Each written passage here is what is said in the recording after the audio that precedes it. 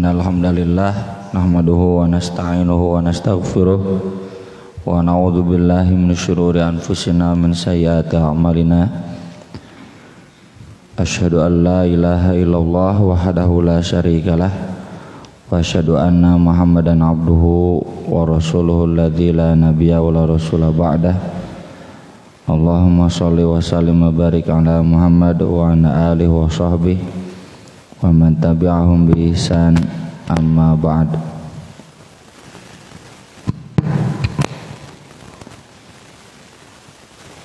Hadis nomor 332 dari Bulughul Maram. Ini bagian akhir dari rukun salat. Wa an Ibnu Umar radhiyallahu anhuma anna Rasulullah sallallahu alaihi wasallam kana idza qa'ada litasyahudi, apabila duduk tasyahud, wa doa yadahul yusra ala rukbatihil yusra, meletakkan tangan kiri di atas lutut yang kiri. Ini nanti sama dengan hadis tentang sedekap, meletakkan tangan kanan di atas tangan kiri di atas dada. Apakah yang dimaksud tangan itu semuanya tangan? Ini juga sama, meletakkan tangan kiri di atas lutut kiri. Apakah berarti semuanya ditaruh di lutut? Kan yang dimaksud adalah telapak tangannya. Sama, sedekap di atas dada pun bukan berarti semua tangannya harus begini, ya, cukup telapak tangannya. Wal yumna alal yumna, yang kanan juga di atas yang kanan. Di riwayat lain di atas paha, jadi di atas paha boleh, di atas lutut juga boleh. Wa qada salasan wa khamsin, lalu Nabi berisyarat dengan 53. 53 itu sistem hitungan aritmatika ya di Arab. Ada dijelaskan di kitab-kitab, cuma saya tidak hafal ya. Contoh begini, satu itu 1, 2, 3, 4, 5, 6, 7, 8, 9, 10 gitu. Nah, yang disebut 53 itu begini ya. Jadi kalau begini, ini syarat 53 hitungan bilangan. Wa asyara bisba'ihi sababah, lalu berisyarat dengan telunjuknya yang sababah. Sababah itu arti asalnya mencaci, karena orang kalau mencaci begini kan, masa mencaci begini, begini mencaci, memarahi. Riwayat Muslim, di riwayat lain wa qabado asabi'ahu kullaha, dilipat semua jarinya, wa asyara billati talil ibham, lalu berisyarat dengan yang dekat ibu jari ya. Jadi boleh begini. Di riwayat lain dilingkarkan jari tengah dengan ibu jari, begini boleh, begini boleh. Lalu isyarat. Isyarat ini di mayoritas hadis itu tidak disebutkan menggerak-gerakan atau tidak menggerak-gerakan. Kemudian di hadis Wa'il bin Hujr disebutkan menggerak-gerakan ya. Kemudian di hadis Ibnu Zubair disebutkan tidak menggerak-gerakan. Semuanya sahih. Maka dari itu para ulama menyimpulkan boleh digerak-gerakan, boleh juga tidak.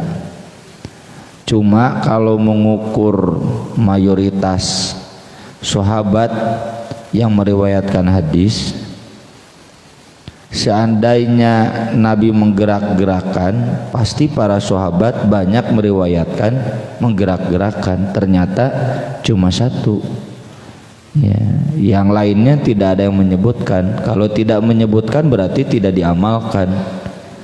Tidak diamalkan itu pun bukan berarti tidak pernah. Pada umumnya Nabi tidak mengamalkan. Belum lagi nanti ada tafsir yang lain, yuharrikuha itu begini, ya, bukan begini. Kalau Syekh Albani yuharrikuha itu begini, ya, geraknya sedikit. Kalau begini itu ngangkat turun, bukan yuharrikuha kita ngageter. Nah yuharrikuha itu fikih lah, ya. Yang jelas semuanya itu ada dalilnya dan hadis-hadisnya dinilai sahih oleh para ulama hadis. Kalau yang mulai dari asyhadu alla ilaha illallah, ya, itu penjelasan dari sahabat, diantaranya Ibnu Abbas, karena isyarat itu isyarat tauhid. Maka dari itu di sebagian mazhab Syafi'i tauhidnya kan di lohnya, ya, bukan di asyadunya tapi di Allah, asyhadu alla ilaha illallah gitu. Itu juga lagi-lagi fikih, ya. Semua fikih itu tidak ada yang bisa saling menghegemoni. Al-ijtihad layan kudubil ijtihad. Jadi bapak-bapak yang menggerak-gerakan tekudu maksa kan gigireun dikitu-kitu. Atau sebaliknya napikeun ka salat deui, kunaon salat deui teu husu cenah ningali didinya kikian wae. Banyaklah heureuy ya, heureuy seputar tahiyat itu. Kemudian hadis berikutnya dari Ibnu Mas'ud radhiyallahu an qala iltafata ilaina Rasulullah sallallahu alaihi wasallam faqala, Rasulullah sallallahu alaihi wasallam menoleh kepada kami lalu menjelaskan, bersabda, idza shalla ahadukum, apabila salah seorang di antara kalian salat, falyaqul, maka hendaklah dia membaca at-tahiyyatu lillah was-shalawatu wat-thayyibat, assalamu alayka ayyuhan nabiyyu wa rahmatullahi wa barakatuh, assalamu alayna wa ala ibadillahi sholihin, asyhadu an la ilaha illallah wahdah la syarikalah wa asyhadu anna Muhammadan abduhu wa rasuluh. Tentu yang dimaksud apabila sholat baca ini bukan di berdiri, bukan di ruku, bukan di sujud, bukan di semuanya. Konteksnya di sini ketika tasyahud. At-tahiyat itu artinya segala penghormatan kayak tahiyatul masjid. As-sholawat semua keselamatan, kesejahteraan, wa thayyibat dan semua kebaikan itu milik Allah. Kita yang memilikinya itu hakikatnya dari Allah. Makanya tidak ada toleransi sedikit pun untuk sombong. Nggak boleh, kabeh genu Allah. Cek ibu teh abdi geulis beunghar, ti Allah teh. Kalau Allah tidak memberi tidak akan begitu. Keselamatan semoga tercurah untukmu wahai Nabi, demikian juga rahmat Allah dan berkahnya Nabi Muhammad SAW. Dan keselamatan semoga tercurah bagi kami dan semua hamba-hamba Allah yang sholih. Ini nanti pernah ada yang datang ke Nabi cenah saya minta doa. Lalu Nabi sholat, udah sholat sudah cenah doakan. Ini ya, Nabi mengajarkan doa ini. Ada di bab doa hadis riwayat Bukhari. Saya pun demikian ya, kalau ada yang banyak minta doa dalo bating itu, ya kadang kira aku kudu muka HP heula. Ketika sholat, ya udah dengan doa ini semua kena. Cenah Ustaz mun didoakeun abdi pun anak jadi teu lulus berarti teh soleh ya. Karena doanya kan wa ala ibadillahis sholihin. Berarti cete putra ibuna teh soleh. Mun soleh mah beunang doana. Asyhadu an la ilaha illallah wahdahu la syarikalah wa asyhadu anna Muhammadan abduhu wa rasuluh. Ini nanti oleh Ibnu Mas'ud diganti Assalamu ala nabi wa rahmatullahi wa barakatuh. Ditanya Ibnu Mas'ud oleh para sahabat, kenapa cenekanya diganti? Kata Ibnu Mas'ud, karena nabinya udah nggak ada. Dulu kita assalamualaikum aya nabina cenah hareupeun, sekarang udah nggak ada, jadi assalamu ala nabi. Ya. Dulu saya tanya ke guru saya Ustaz Aceng, Ustaz itu gimana? Jawaban beliau, sakata anhu Aceng Jakaria cenah gitu. Sakata anhu teh no komen. Ya, biasa para ulama kalau tawakuf, kan para ulama juga tidak semuanya tahu. Kalau tawakuf itu belum mampu menilai, bilangnya begitu, sakata anhu Abu Isa, sakata anhu Abu Abdillah, sakata anhu Aceng Jakaria. Cuma ini dijadikan dalil di mazhab Syafi'i, berarti doa tahiyat itu boleh ada perubahan. Makanya mereka menambah sayyidina. Assalamualaikum ongkainya dina sholawat. Allahumma sholli ala sayyidina Muhammad. Kenapa pakai sayyidina? Ya Nabi sendiri yang mengatakan ana sayyidu walidil Adam, waladi Adam, saya sayyidnya dari semua anak Adam. Maka dari itu tersopan manggil Nabi teu make sayyid, jadi pakai sayyid. Sayyidi itu disingkatnya jadi sidi, sayyidati jadi siti. Urang teh ari ka Aisyah make we siti nya. Ai ka Nabi Muhammad cara pakai sidi gitu. Ini inkonsisten bapak-bapak ya. Jadi kalau an Aisyah dari Aisyah nya. Mun make siti engke ka kadituna berkata sidi Nabi Muhammad sallallahu alaihi wasallam. Jadi sebetulnya satu paket. Aya dina lagu Hadad Alwigi, Sidi Muhammad amin qulbi qutbi habibin Nabi Sidi. Tsummal yatakhayyar, kemudian pilihlah minad doa, dari doa ajabahu ilaihi, yang paling dia sukai, fayad'u, lalu silakan berdoa. Walin Nasai, dalam riwayat An-Nasai, kunna naqulu qabla an yufradu alaina tasyahud, karena dulu kami ngobrol sebelum diwajibkan tasyahud. Jadi duk tasyahud tapi belum tahu bacaannya, ngobrol Persib itu tanggal 11 tanggal 12 oke cenah isuk tanggal 12, oh sugante tanggal 11 kalau bro. Makanya Nabi beres sholat ngalieu, kamu jangan ngobrol, baca ini gitu. Dalam riwayat Ahmad, Nabi SAW mengajarkannya tasyahud dan memerintahkannya untuk mengajarkan kepada orang lain. Ibnu Mas'ud ya.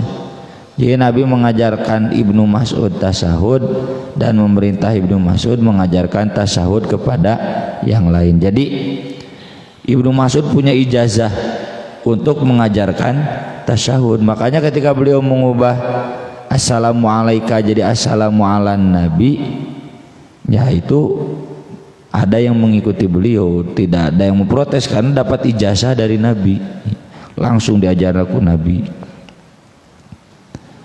Doa di sini doa apa? Bebas. Tasyahudnya tasyahud apa? Dua-duanya. Tasyahud awal silakan, tasyahud akhir silakan. Saya kebetulan nggak pernah mengimami tasyahud awal di sini ya, da subuh wae ka dieuna. Kalau tasyahud awal saya lama ngadoa. Saya masih ingat ya dulu ketika tugas di kapal Pelni, guru saya Ustaz Husain tasyahudnya lama. Tasyahud awal, tasyahud akhir. Itu basnya, kepala basnya Ustaz sini, kenapa ya Ustaz Husain tuh tasawufnya lama banget. Saya udah habis doa berapa kali habisin lama.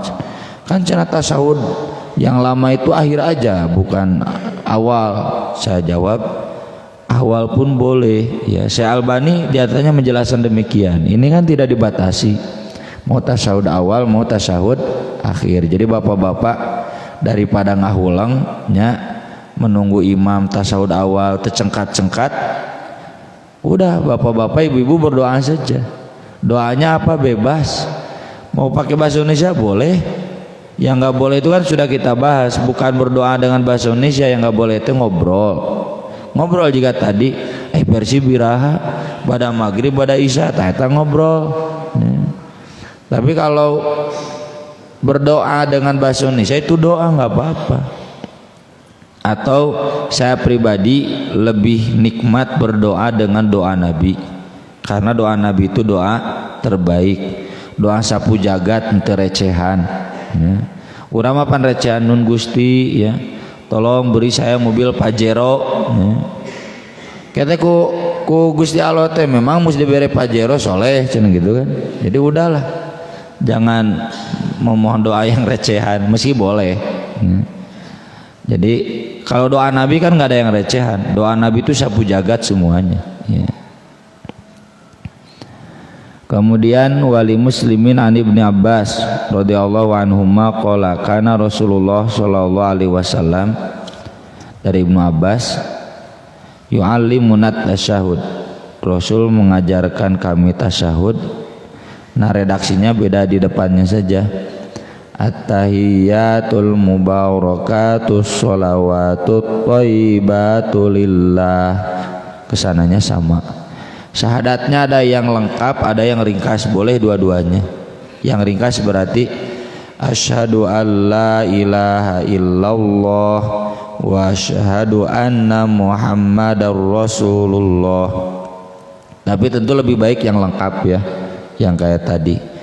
Asyhadu an la ilaha illallah wahdahu la syarikalah, pakai eta.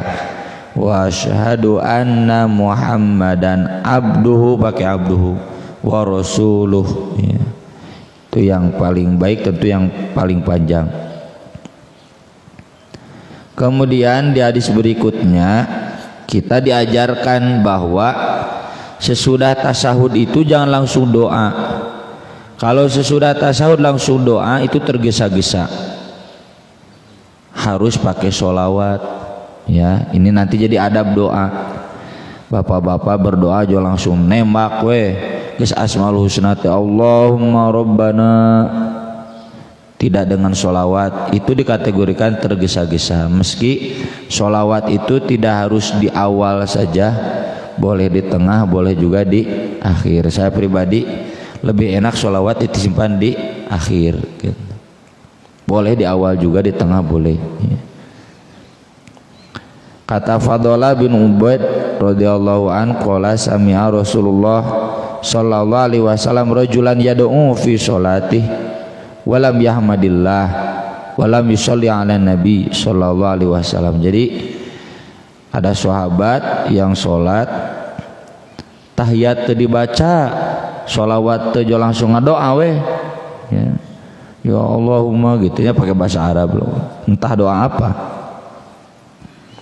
Lalu kata Nabi ajilah hada, orang ini mendigurung gusuh menta teh menite sopan gitu. Tsumada'a, kemudian Nabi manggilnya.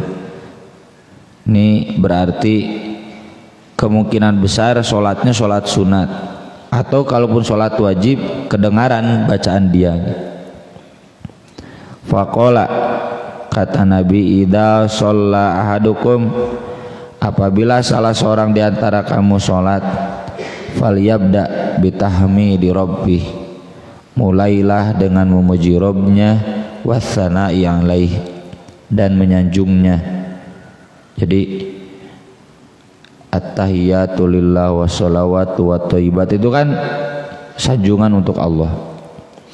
Tsumma yusalla 'alan nabi sallallahu alaihi wasallam, kemudian sholawat untuk nabi, makanya dilanjut dengan Allahumma sholli ala Muhammad. Tsumma yad'u bima syaa, kemudian dia berdoa dengan yang dia mau. Ini menunjukkan juga bahwa tasyahud itu kan syahadat, karena ada asyhadu an la ilaha illallah. Sholawat, doa berlaku dalam sholat tahiyat awal atau tahiyat akhir. Memang ada keterangannya Nabi itu kalau tasyahud awal seperti duduk di atas batu yang panas. Maksudnya lebih pendek dibanding tasyahud akhir. Jadi doanya tidak panjang. Kalaupun panjang ya tasyahud akhirnya lebih panjang. Oleh sebagian rekan-rekan kita itu dijadikan dalil, berarti cenah tahiyat awal mah tasyahud unggul, tidak pakai sholawat, tidak pakai doa, atau sholawatna ponok, Allahumma sholli ala Muhammad, Allahu Akbar gitu. Padahal sholawat yang diajarkan Nabi dalam sholat tidak ada yang pendek, semuanya yang sholawat Ibrahimiyah gitu. Jadi fikih itu hemat saya kurang tepat ya. Makanya protes tadi ke guru saya, meureun biasa tahiyat awal pondok ayeuna lila. Padahal boleh ya. Cuma memang bandingannya tahiyat awal dengan tahiyat akhir itu lebih lama tahiyat akhir, dan Nabi juga mencontohkan demikian. Doa-doa tahiyat akhir itu maksur, nanti diantaranya kita baca. Kemudian Abu Mas'ud radhiyallahu an menceritakan, Bashir bin Sa'ad bertanya kepada Rasulullah sallallahu alaihi wasallam, "Ya Rasulullah, amaranallah an nusalli 'alaik." Rasul, Allah memerintahkan kami untuk sholawat kepada Anda. Fa kaifa nusalli 'alaik? Bagaimana kami sholawat kepada Anda?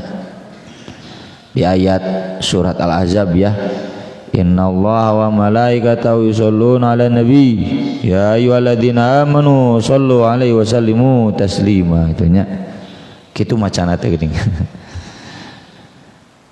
Fasa kata Nabi diam dulu karena Nabi menunggu wahyu. Kemudian sesudah dapat wahyu kata Nabi, qulu, ucapkanlah, Allahumma sholli ala Muhammad wa ala ali Muhammad kama shallaita ala Ibrahim. Ada di riwayat lain ala ali Ibrahim. Wa barik ala Muhammad wa ala ali Muhammad kama barakta ala Ibrahim. Di riwayat lain ada ala ali Ibrahim fil alamina innaka hamidum majid. Wassalam kama alimtum, kalau salam kalian sudah tahu. Di riwayat lain, Allah memerintahkan kami sholawat dan salam. Salam kami sudah tahu, kalau sholawatnya gimana? Salamnya yang tahu itu apa? Ya kan tadi udah, assalamu alayka ayyuhan nabi wa rahmatullah wa barakatuh, itu salam buat Nabi. Sholawatnya cenah kumaha?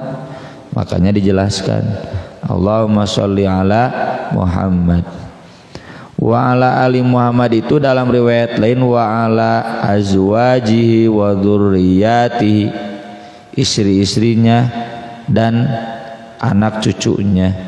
Habib Rizik Syihab itu sudah kita doakan ya. Habib Quraisy Syihab itu sudah kita doakan. Cuma Najwa Syihabnya entah. Sudah kita doakan ya, dengan doa ini. Istri Nabi semua sudah kita doakan ya. Ini yang disebut sholawat Ibrahimiyah. Ini sholawat yang Nabi ajarkan. Tidak kita temukan dalil sholawat dalam sholat yang pendek, nggak ada, semuanya begini. Maka dari itu mau tahiyat awal mau tahiyat akhir baca sholawatnya seperti ini. Sudah begini lalu berdoa gitu. Nah, di antara doa yang Nabi ajarkan dalam tasyahud, ini tepatnya tasyahud akhir ya, tapi tasyahud awal juga boleh. Dari Abu Hurairah radhiyallahu an, Rasulullah sallallahu alaihi wasallam bersabda, "Idza tasyahada ahadukum," apabila salah seorang di antara kamu tasyahud, "falyasta'id billah min arba'," berlindunglah kepada Allah dari 4. Di riwayat Muslim disebutkan, "Idza faragha ahadukum minat tasyahudil akhir," apabila selesai dari tasyahud akhir sebelum salam. "Allahumma inni a'udzubika min adzabi jahannam," siksa neraka jahanam, "wa min adzabil qabr," siksa kubur, "wa min fitnatil mahya wal mamat," ujian hidup dan mati. Ujian hidup itu yang kita rasakan di dunia ya, semua musibah, atau ujian harta itu juga ujian, kesenangan itu juga ujian. Ujian mati itu ketika nanti kita ditanya oleh malaikat, itu ujian. Sama seperti Bapak dulu ujian sekolah kan ditanya, itu ujiannya, "Ma ilmuka bihadzal rajul," ya, "man rabbuka," "man nabiyuka," ya, itu nanti ditanya. Dan ujian kubur mah teu bisa diapalkeun ya. Atau diapalkeun mah Abu Jahal ge apal ya, Abu Lahab. Ujian kubur itu kata Nabi kuncinya al-mukin atanapi al-murtab. Apakah orang itu yakin atau orang itu ragu? Meskipun Abu Thalib tahu eta teh anak kuring, diurus ku kuring Muhammad sallallahu alaihi wasallam, ketika nanti ditanya dia nggak bisa jawab karena dia tidak yakin dengan kenabian beliau. Wa min fitnatil masihid dajjal, dan dari fitnah ujian al-masihid dajjal. Al-masih itu artinya yang istimewa, yang hebat. Dajjal Dajjal itu artinya pembohong, bohong pisan, tukang wadul pisan, dajjal ya.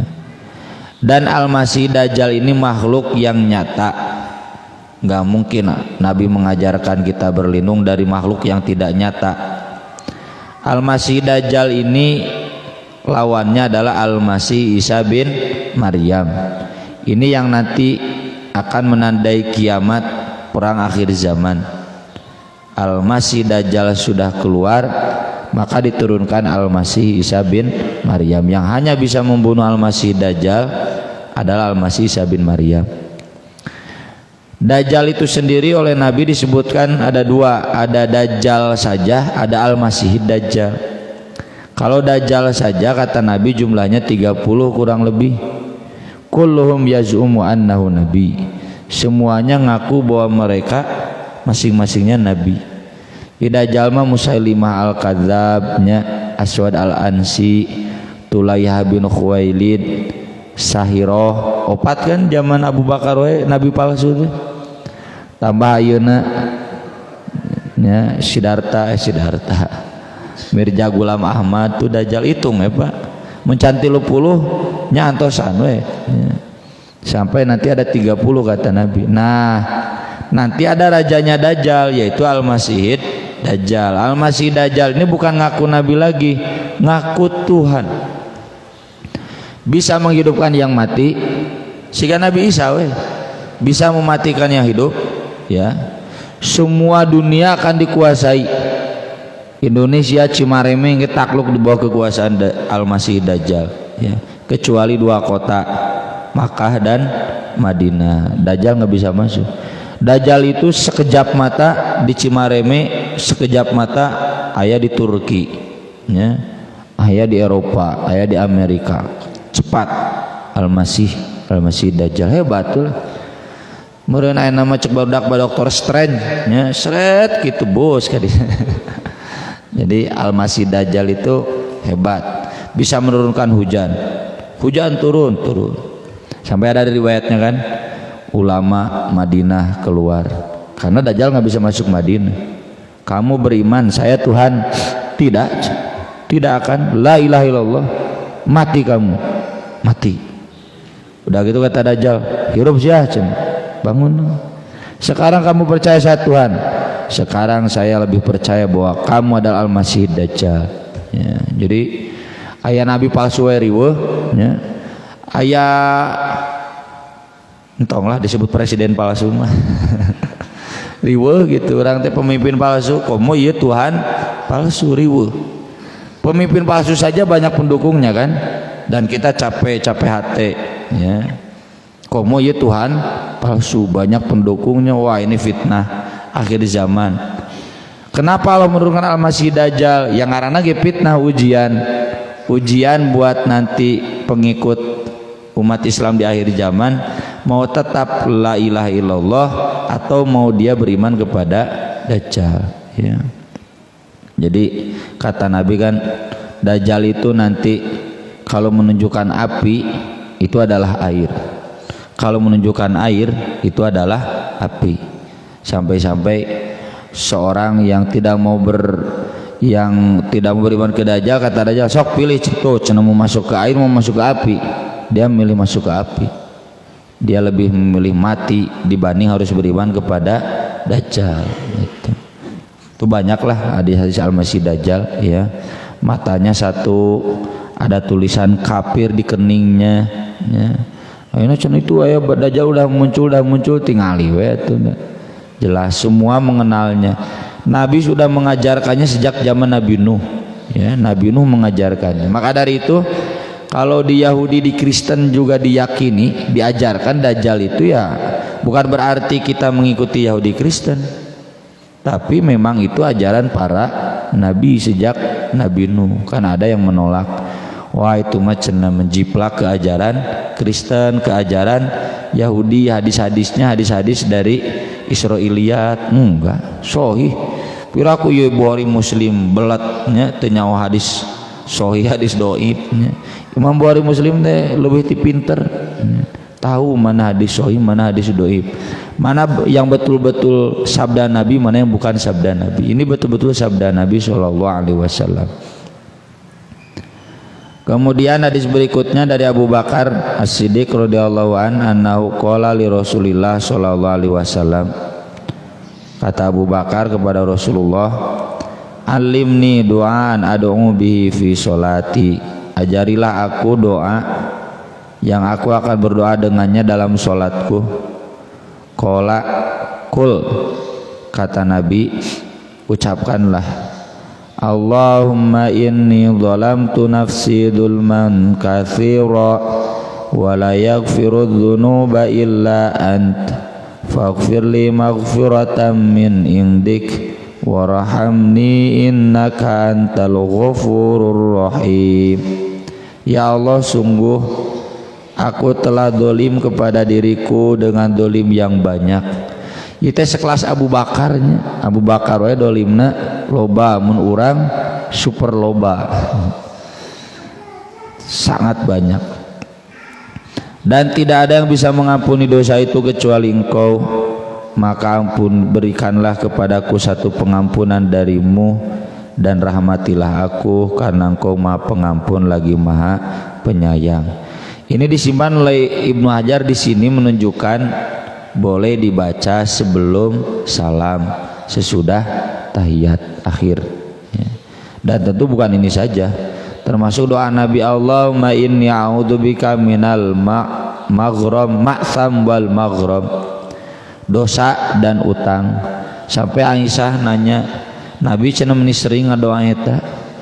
Memang teu meunang ngutang teh boleh, cuma kebanyakan orang yang berutang banyak dosa.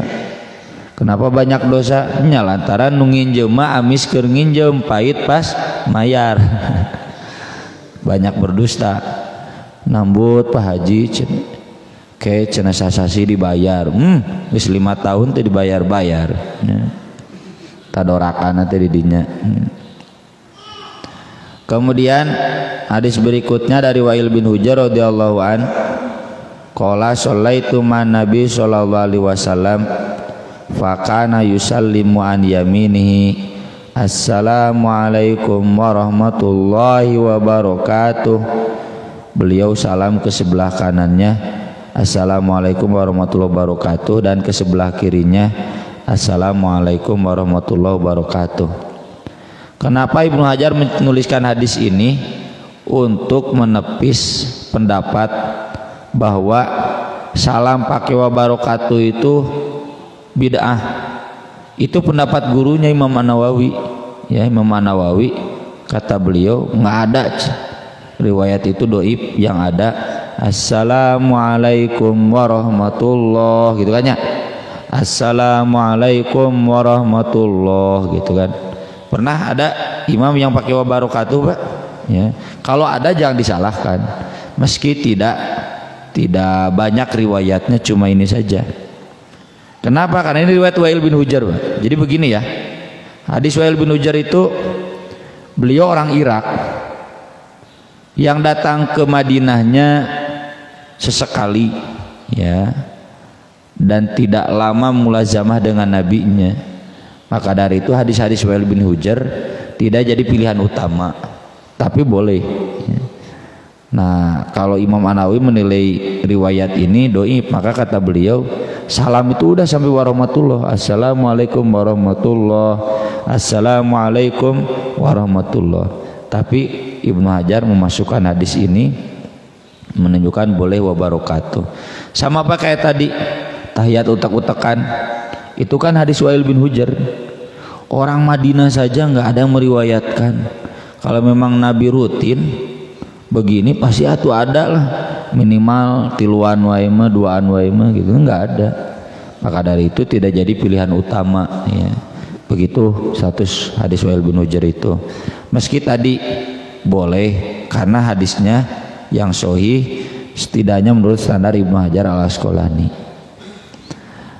Sekian mungkin yang kita bahas pada pagi hari ini. Beres sholatnya sampai salam, insya Allah nanti kita sambung dengan wirid ba'da sholat dan sujud-sujud seputar sholat.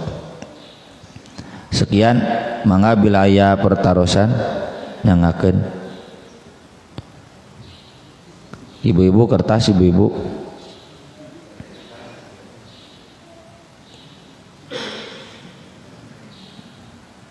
Daya langsung we ngacung, mangga Pak Haji.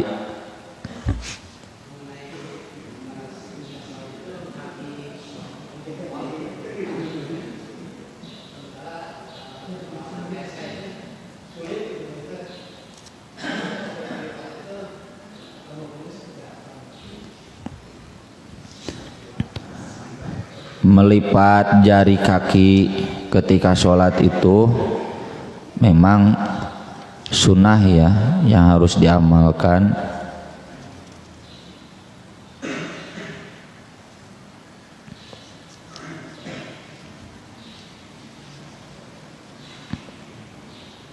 Nah, ada hadis nanti belah dia itu ayat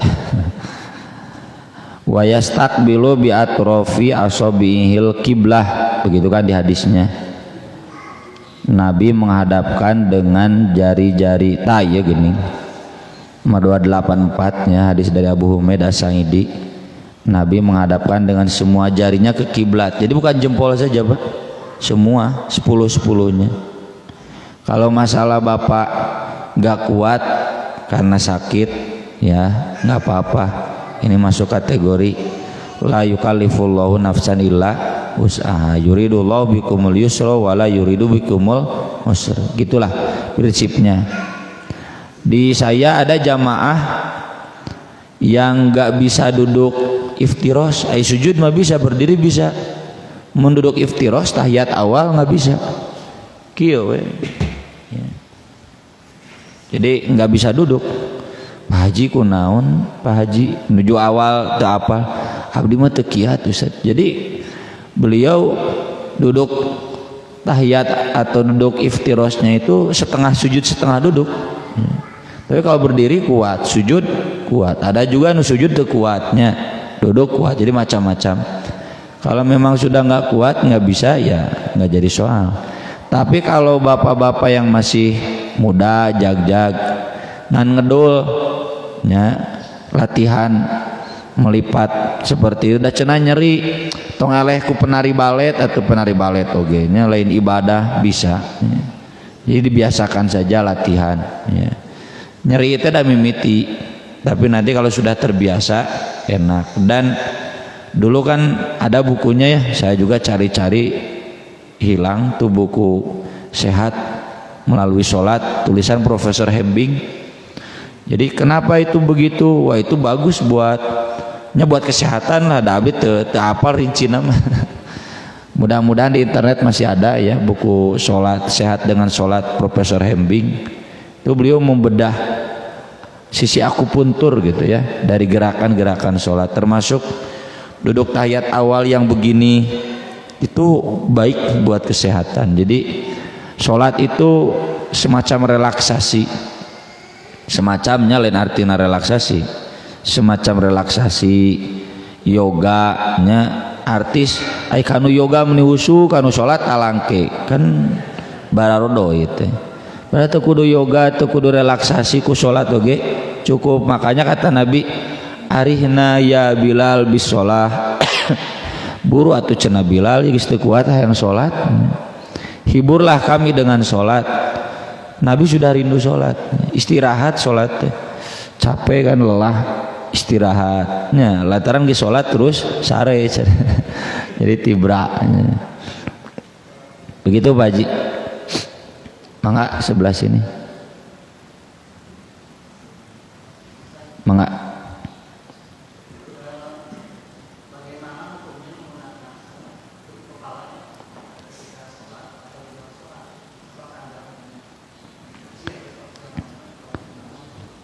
Nabi SAW itu kan di bab wudu disebutkan wudu pakai sorban.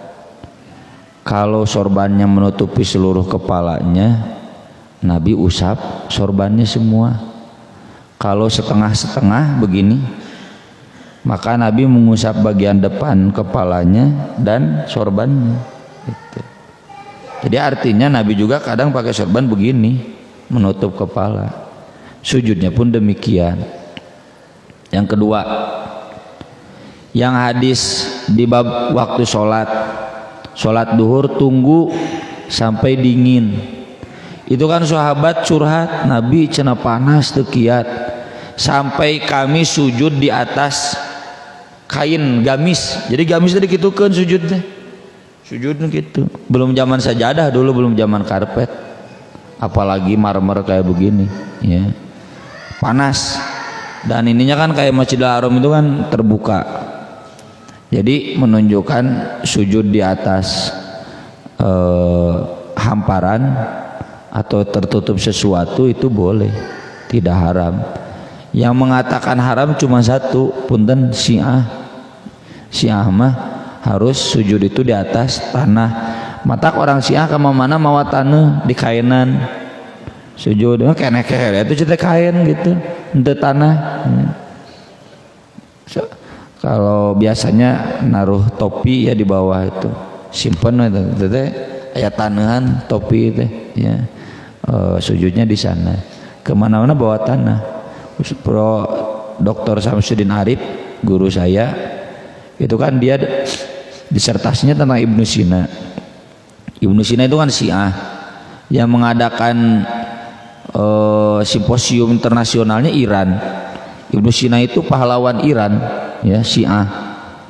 Makanya Dr. Samsudin Arif dulu ketika ngambil disertasi itu dimarahi dulu al atas, profesor al atas. Wah cenah marah, awas kalau kamu jadi Syiah cenah gitu. Profesor al atas kan Habib ya, Habib Syed Sayyid Syed ya, Syed Sidi gitu. Syed Naqib al atas itu Habib. Makanya marah dulu, wah ramat saya diceramahin cenah. Itu kalau ada pernah mengikuti, saya lihat plakat-plakatnya, foto-fotonya. Saya ke sana cenah sepesawat dengan orang-orang Syiah. Orang Syiah itu kalau sujud di pesawat pun tanahnya diginiin cenah. Kemana-mana bawa tanah, karena di Syiah itu sholat itu harus di atas tanah. Ya. Begitu Pak. Jadi boleh pakai kopiah. Nganai pakai topi mah berenya nah, kecuali dibalikeun mun asa negong itu sopan. Puntennya Ustaz Epi punten. Bila Ustaz Epi. Tapi kalau bagi Ustaz Epi mah sopan gitu ya. kupluk teh gitu. Tapi kalau bagi saya ya di daerah saya kurang kerus ada epi lah khusus sama mantas. Kalau bagi saya kurang pas. Ada lagi? Cukup? Ya kalau cukup terima kasih. Insya Allah nanti kita sambung dengan bab berikutnya tentang wirid sholat.